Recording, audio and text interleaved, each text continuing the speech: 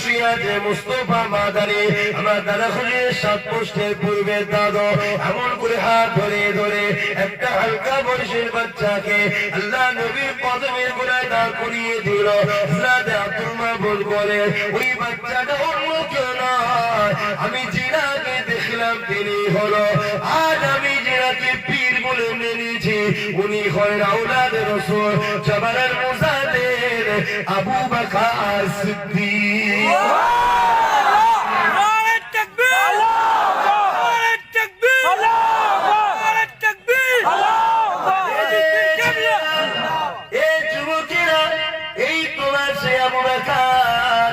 যে দরবার রাসূল সাহাবাদের নিয়ে বসে 3 দিন জলসা করেছিলেন গায়বী রুহানি হালতে, এই যুবকেরা সেই সালে সালাম আবু বকর জারি আজও রেখে দিয়েছে গো, সেই স্মৃতিতে আমার আবু বকর সালে সওয়াব করা শুরু করেছে গো।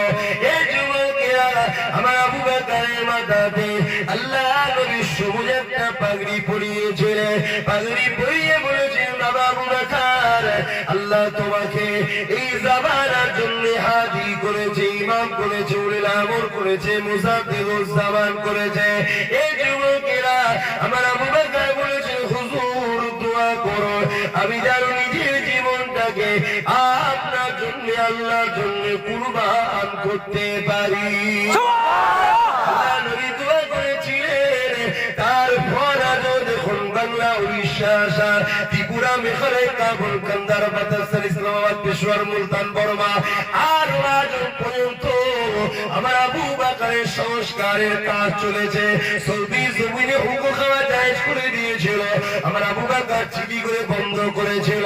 এই ভারতের জমিনে যখন ব্রিটিশদের অত্যাচার চলছিল, এই ব্রিটিশদের হাত থেকে দেশ ও দেশবাসীকে বাঁচাবার জন্য আমার আবু বকর তার অবদান ভোলার মতো নয়। আমার আবু বকর অলরাউন্ডার ছিল, সর্বদিক দিয়ে তিনি উলিল মুজাদ্দিদ যুব সংস্কারক ছিলেন। আজও 30 কোটির উপরে মানুষ আবু বকরের জন্য কাঁদে, আবু বকরের জন্য মরে। আজও 30 কোটির উপরে মানুষ। আমি তো আল্লাহর শকরে অল্প বয়সে দাদা হুজুরের দোয়ায় বহু জায়গায় গেছি, যেখানে গেছি পাগলের মতো লোক দাদা হুজুরের নাম শুনে ছুটছে। কি নিয়ামত আল্লাহ সেই হাদিকে করেছে, কি দরজা আল্লাহ তিনাকে দিয়েছে, আজকে সেই পবিত্র দরবারে এসেছে। খবরদার রাস্তাঘাটে কোন রকম গালি গালাজ, নোংরা কথা, খারাপ ব্যবহার না হয়, কারোর সঙ্গে যেমন তর্ক ফর্ক না হয়।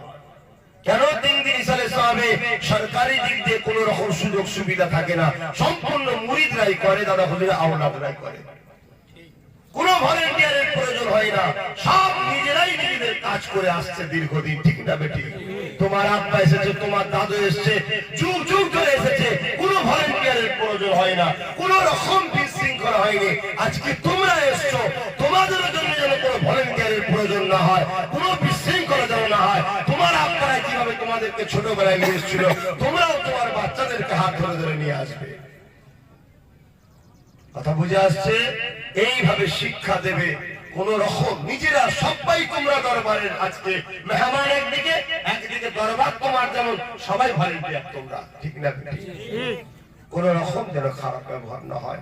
কারণ এই জলসার একটা গুরুত্ব আলাদা। পৃথিবীর বুকে ফুরফুরা শরীফের 3 দিন ইসালে সাহেবের মতো এত বড় ইসালে সাহেব পৃথিবীতে দ্বিতীয় আর একটা হয় না। এই যে কথাটা বললাম রেকর্ড হচ্ছে, আপনারা মিলিয়ে দেখুন। শরিয়ত সম্মত ভাবে যেখানে কোনো মেয়েদের চলার বন্ধ, শুধু পুরুষ আছে। অনেক দরবার আছে যেখানে ছেলে মেয়ে একসাথে থাকে, সেটা নয়। আর হজটা যদি বলেন, হজটা তো সব নয় রে বাবা, এটা তো ফরজ কাজ রে বাবা। ঠিক না? এটা তো ফরজ কাজ, ওটা আল্লাহর হুকুম। আমার পীরের দেখানো এত বিশাল সমুদ্র, শুধু পুরুষ, পৃথিবীর দ্বিতীয় কোন জায়গায় এত শরিয়ত সম্মত ভাবে হয় না। তাহলে এই জিনিসটা নষ্ট হয়ে যাক আপনারা চান? অতএব সবাইকে খেয়াল রাখবেন।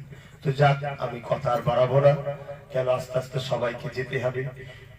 সারাদিন দরবারে জলসা হয় না, সারাদিন দরবারে জলসা হয় না। সন্ধ্যের পর থেকে জিকির হয়ে সারা রাত জলসা হয়। তাই আমি আপনার সিদ্দিকী 3 দিন নলেজ সিটির মাঠে একটু মাইক লাগিয়ে এতে লোকজন না করে যদি আলেম ওলামারা দুটো কথা বলে শোনে সওয়াবের কাজ হবে, দুটো খেলো রেস্টও পেলো, সন্ধ্যের পরে যাবে দরবারে গিয়ে ঘুরবে, হুজুর কেন দেখা যাবে জলসা করবে, এজন্য একটা প্রোগ্রাম ঠিক করেছি। ভুল করেছি তো যাক, আল্লাহ তারে আল্লাহ যেটা হুকুম, একটু পানি হয়েছিল, ঝড় তুফান হয়েছিল, এর জন্য একবারের জায়গায় 3 বার করে সব করতে হয়েছে। মাইক মিস্ত্রি, প্যান্ডেল মিস্ত্রি, এরা মায়ের সবাই পেরেশানে পড়ে গেছে।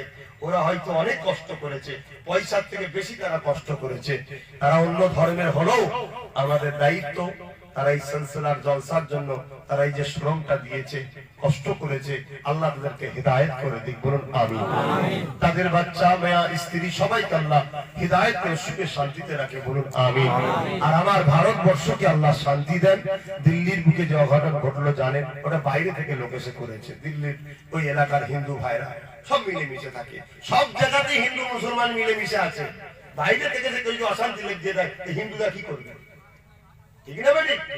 সব জায়গায় মিলেমিশে আছে, খবরদার ভুল বুঝাবুঝি করবেন না, সব মিলেমিশে ছিলেন, থাকবেন। আল্লাহ যেন আমার দেশকে শান্তি দেয়, বলুন আল্লাহুম্মা আমিন। আজকে আমার পশ্চিম বাংলা তো আল্লাহ সবাইকে সুখে শান্তিতে রাখেন, বলুন আল্লাহুম্মা আমিন। আসলে একটু ছোট করে দেওয়া হবে, তার আগে একটু জীবনের কথা